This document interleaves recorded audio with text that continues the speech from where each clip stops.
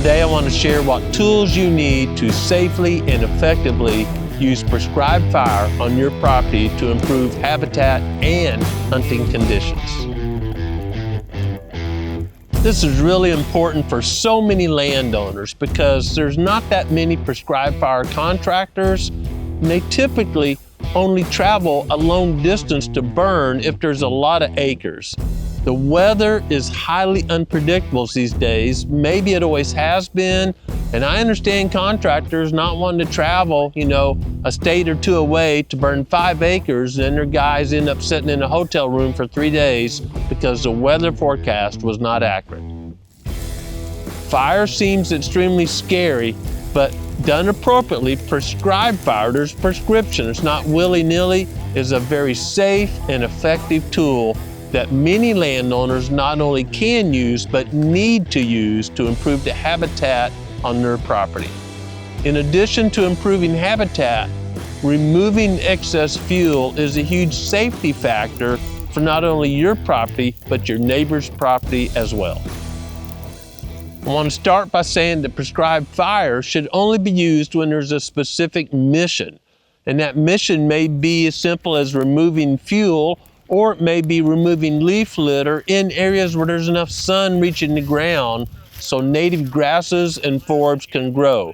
If you had a tarp on the ground, nothing would grow under that. Well, that's very similar to, 6 inches of hardwood leaves or pine needles or whatever, keeping the sun from reaching the soil and stimulating that native seed bank from sprouting. So prescribed fire is best used where there's at least 30% of the sun's energy reaching the ground. If you've got a total closed canopy forest, then prescribed fire is truly removing excess fuel, but it's not going to get a lot of new growth coming to improve the habitat because, again, the sun's energy is not reaching the ground. It's going to be caught in that canopy of the forest during the growing season. We've shared several videos in the past about using TSI, timber stand improvement techniques, and shown before and after or side-by-side comparison of the huge difference of allowing sun to reach the ground in both pine and hardwood forests versus leaving a closed canopy forest. And timber prices are way down in most areas. You may not be able to do a successful logging job, but you can always get some hand tools, a hatchet, a steel chainsaw, whatever, and go out and do TSI. And there'll be some links in the description where we'll share these techniques.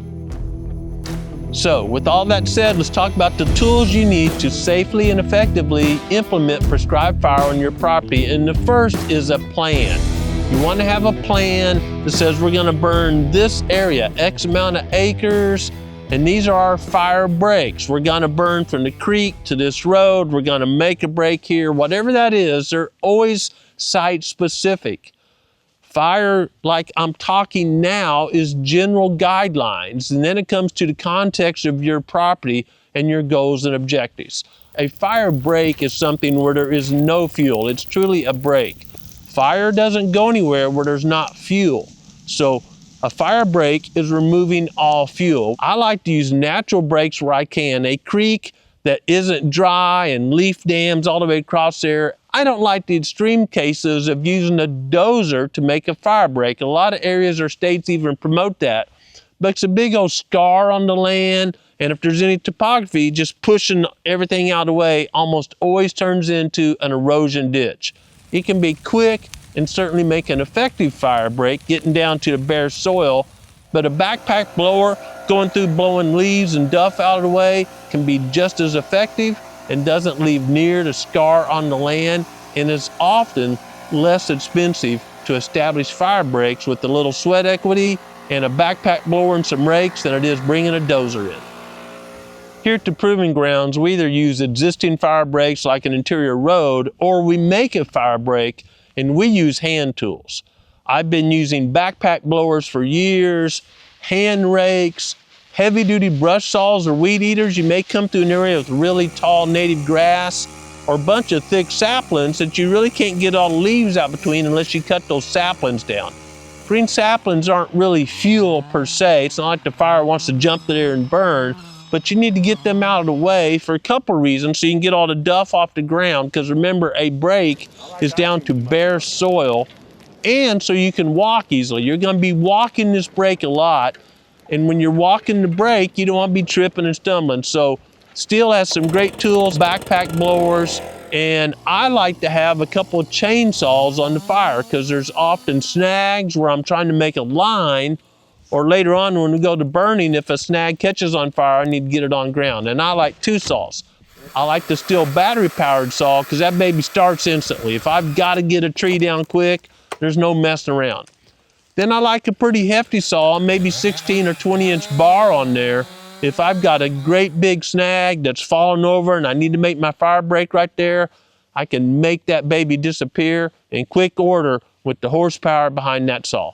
These are great tools for making the fire breaks and to have there on the day of the fire. Let's say the wind shifts and you got a little jump, you may need to make an extra break, and you can easily turn on that backpack blower, get ahead of a really slow moving little jump fire, spark jump cross line, blow your line around that. That's to move fuel out of the way. It's not blowing a fire out. You should know, think of an old blacksmith or something like that. When you're adding a lot of air to a fire, it blows up. If you point a backpack blower and turn it on full speed to something that's burning, it's gonna really flame with all that air added to the fire. And again, you're not blowing the fire, you're just getting ahead of it and blowing the fuel out of the way. Fire break again's down to bare dirt. So I like to, the morning of the fire, fill all my equipment up, start it to make sure it's running, everything's going good, then turn it off and I'm ready to roll.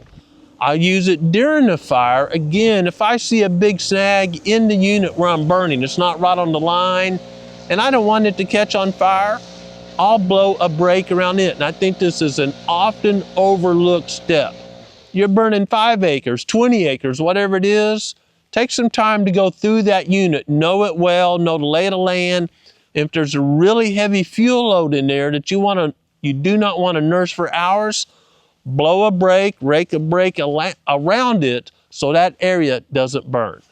Using these hand tools to take the fuel away before you ever drop a match and start the fire is the best way to have a very safe and controlled prescribed fire. And when I said that, I want to take this one step further. I use the term very accurately, prescribed fire. We make a prescription, we have a plan. We're gonna burn this area on a north wind. These are our fire breaks. We can't burn on a south wind because of X. That's a prescription. A controlled fire means everything's gonna work perfectly. And there are a few fires until they're out that are controlled. Growing Deer is brought to you by Bass Pro Shops and Cabela's. Also by Green Cover Food Plots, Winchester, PH Outdoors, Moultrie Mobile, Stihl, Fleet Outdoor Apparel, Morel Targets, Fourth Arrow, Soil Pro Outdoors, Scorpion Venom Archery, Case IH Tractors, Burris Optics, and Redneck Hunting Blinds. The day of the fire is very important to have the right gear too, and I'm not dressed appropriately to be on a prescribed fire today. Puffy coats, synthetic material are often highly flammable. I would not be on a prescribed fire wearing this. I wouldn't have these gloves on. They're very warm today, but I'm gonna have leather gloves on. I'm gonna have Nomex, N-O-M-E-X. That's a treatment on clothing that's very fire retardant, fire resistant. Really heavy blue jeans can work, but you don't want ragged blue jeans because like lint out of a dryer is highly flammable. So good thick blue jeans, preferably Nomex clothing if you're gonna be doing a lot of prescribed fire. You don't want a hat that's all fuzzy because you might get an amber on your head. You don't want your old favorite stocking hat because that baby might catch on fire. I like to have sunglasses where appropriate, keeps the smoke from getting in my eyes. Really good leather boots. Not your favorite hiking, really lightweight synthetic boots, because again, synthetic material is often very flammable. I like a heavy sole, vibrant sole, leather boot when I'm burning. Communication's critical, and that's not you getting your phone out texting your buddy. I'm talking about radios. Copy that. We like radios. We burn bigger units, so we have, Motorola radios, not sponsored by them. They're gonna go a mile or so. If you're burning 5 acres, little handheld commercial quality radios may work, but don't count on your phone.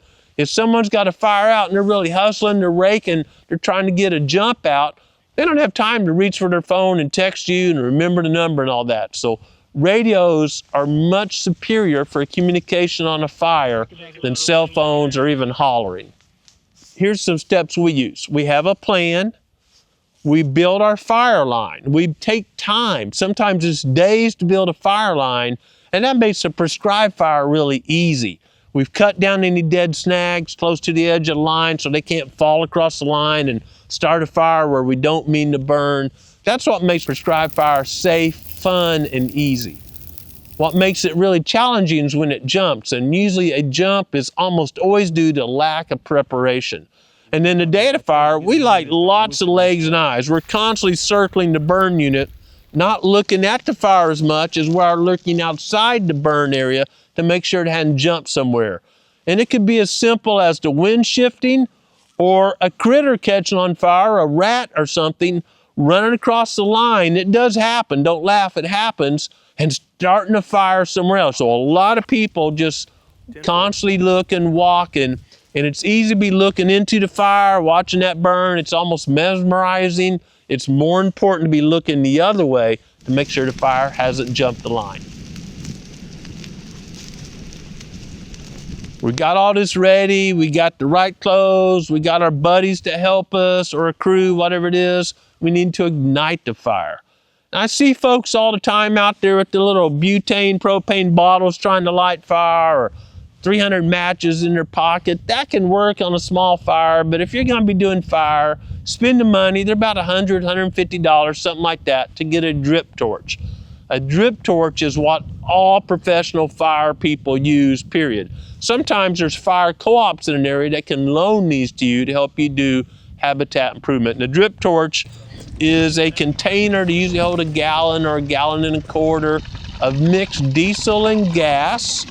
And it has a crook in the neck, very simply put, so fire can't go back and set off that bomb you're carrying. You're carrying something, a mixture of diesel and gas, never more than 1/3 gas. Gas is highly explosive. You want primarily diesel and just enough gas that it ignites easily in a proper tool, not a gas tank you blow yourself up, a drip torch designed to keep that flame from ever going back into the tank and causing a massive explosion. Drip torches, to me, are an essential tool for doing prescribed fire. This is a simple description of the tools we use to implement prescribed fire. And there are all kind of vendors for, you can search online for wildland fire gear. Those common search tools, there are many of them. And you can just price shop to find the appropriate tools for the clothing or drip torches. I think there are more steel dealers than any other brand, and any of these power tools are only as good as the dealer. So I've always used steel products. I'm still using steel products. They work great for me. And I'm gonna have a series of episodes here. This one was just the tools you need, and then we'll go into more detail about how to actually implement prescribed fire and improve the habitat and hunting quality at your property. I hope you enjoy this series. I hope you leave us some comments in the bottom. And if this helps you, you might consider going to our website, GrowingDeer.tv, picking up a hat or a hoodie or something like that and helping us out.